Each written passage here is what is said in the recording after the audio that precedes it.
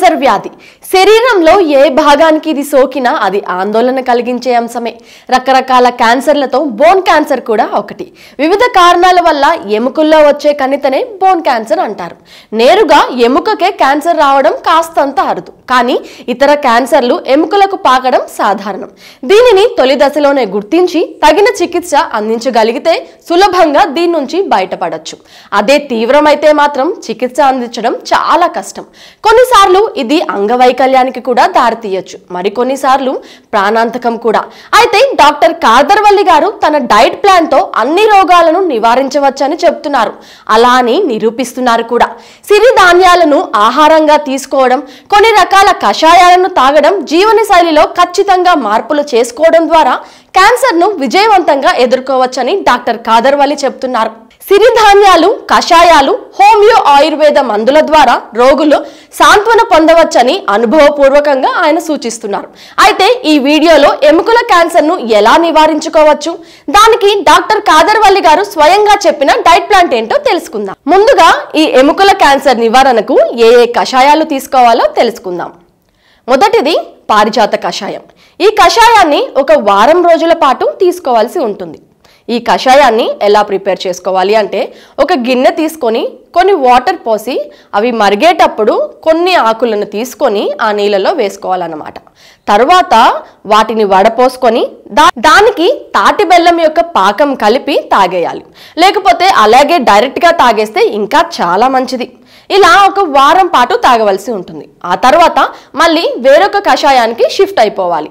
ఇప్పుడు రెండో వారంలో తీసుకోవాల్సిన కషాయం ఏంటో చూద్దాం. రావి ఆకు కషాయం. పారిజాతం తర్వాత మనం రావి ఆకు కషాయం తీసుకోవాల్సి ఉంటుంది. ఈ కషాయం కూడా ముందు చెప్పినలాగానే వేడి నీటిలో కొన్ని రావి చెట్టు ఆకులను వేసి మరిగించుకోవాలి. ఈ కషాయాన్ని ఒక వారం రోజుల పాటు ప్రతిరోజు ఉదయం సాయంత్రం ఒక్కో గ్లాస్ చొప్పున తీసుకోవాలి. ఆ తర్వాత మూడో వారంలో ఇక జామాకు కషాయం తీసుకోవాలన్నమాట. ఈ 3 వారాలు ఈ కషాయాన్ని ప్రతిరోజు ఉదయం లేవగానే పరగడుపున ఒక గ్లాసు, అలాగే సాయంత్రం వేళలో కడుపు ఖాళీగా ఉన్నప్పుడు మరొక గ్లాసు తాగాలి. ఇలా 3 వారాల తర్వాత మళ్ళీ ఈ సైకిల్ ని రిపీట్ చేసుకోవాల్సి ఉంటుంది. అంటే ఈ జామాకు కషాయం తర్వాత మళ్ళీ పారిజాత కషాయానికి, ఆ తర్వాత రావి చెట్టు కషాయానికి షిఫ్ట్ అవ్వవలసి ఉంటుంది. ఈ కషాయాలని ఉదయం సాయంత్రం తీసుకుంటే మరి మధ్యాహ్నం ఏం తీసుకోవాలి అంటే, ఒక వారం పాటు మెంతి కూరతో తయారు చేసుకున్న కషాయం, ఆ వారం తర్వాత వారంలో పుదీనాతో చేసుకున్న కషాయం తాగాలన్నమాట. అయితే మధ్యాహ్నం ఏ సమయంలో తీసుకోవాలి అనే డౌట్ మీకు రావచ్చు. వీటిని మనం భోజనానికి ఒక గంట ముందు లేదా గంట తర్వాత కానీ తీసుకోవాల్సి ఉంటుంది. ఇలా 2 వారాలు అయిన తర్వాత మళ్ళీ ఈ సైకిల్ని రిపీట్ చేసుకోవాలి. ఇలా ఈ కషాయాలతో పాటు సిరిధాన్యాలు కూడా తప్పకుండా తినాలి. ఇప్పుడు వీటిని ఏ విధంగా ఏ క్రమాల్లో తీసుకోవాలో చూద్దాం. ఈ సిరిధాన్యాలు మొదటి 2 రోజులు సామబియ్యం తీసుకోవాలి. తర్వాత అండుకొర్రల బియ్యం 2 రోజులు, అలాగే అరిక బియ్యం ఇంకో 2 రోజులు, ఊడలు 1 రోజు, కొర్ర బియ్యం మరో రోజు తినాల్సి ఉంటుంది. వీటిని అన్నంగా వండుకొని తినొచ్చు, లేకపోతే గంజి చేసుకొని కూడా తాగొచ్చు అన్నమాట. తిరిగి ఈ సైకిల్ని ఇదే క్రమంలో రిపీట్ చేసుకోవాలి. అయితే ఈ సిరిధాన్యాలను ముందుగానే ఒక 3 నుండి 6 గంటల వరకు నానబెట్టుకొని ఆ తర్వాతే వాటిని అన్నంగా కానీ లేకపోతే గంజిగా కానీ చేసుకొని తాగొచ్చు. ఈ సిరిధాన్యాలను తినడం ద్వారా ఆధునిక కాలపు వ్యాధుల నుంచి మనల్ని మనం రక్షించుకోవచ్చు. సిరిధాన్యాల్లో పుష్కలంగా ఉన్న పీచు పదార్థమే మన ఆరోగ్యాన్ని పరిరక్షిస్తుంది. ఇలా ఈ విధంగా కషాయాలను అలాగే సిరిధాన్యాలను 3 నుండి 4 నెలల పాటు క్రమం తప్పకుండా విధిగా తాగవలసి ఉంటుంది. మీకు ఇష్టమైతే అలాగే కొనసాగించవచ్చు కూడా. దీనికి తోడు రోజు శారీరక శ్రమ లేదా వ్యాయామం చేస్తూ ఉండాలి. ఏదన్నా చేయండి, కానీ చెమట పట్టేలా చేయండి.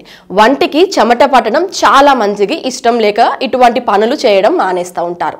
ఇది అస్సలు సరైన పద్ధతే కాదు. చెమట పట్టడం వలన దేహంలో నుంచి వ్యర్థాలను, కల్మషాలను బయటకి పంపడంతో పాటు మనం శారీరకంగా ఆరోగ్యంగా ఉన్నామనడానికి నిదర్శనం కూడా. సో చూసారు కదా ఫ్రెండ్స్, బోన్ క్యాన్సర్ కి కార్దర్వల్లి గారు చెప్పిన చిట్కాలు మీరు కూడా తప్పకుండా పాటించండి. ఈ వీడియో కనుక మీకు నచ్చినట్లయితే లైక్ చేయండి, షేర్ చేయండి. ఈ వీడియోకి సంబంధించి ఎటువంటి డౌట్లు ఉన్నా మాకు కామెంట్స్ రూపంలో తెలియజేయండి. Subscribe to our Telugu TV online channel and also press the bell icon so you never miss any new updates, cause whenever we upload new video you'll get the notification on your mobile.